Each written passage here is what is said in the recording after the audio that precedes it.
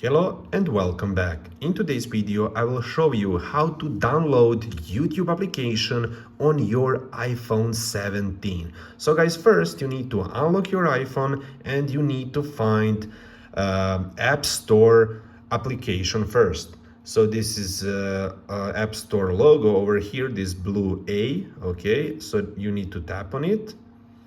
After that, you will see this search bar at the bottom of the screen. Just click on it and you need to type YouTube. YouTube, okay, click OK. And you can see here I have option to open because I already have YouTube application. But in your case, instead of open, you will have get. So what you need to do is just to click on get option over here, guys, and basically that's it. Thank you for watching.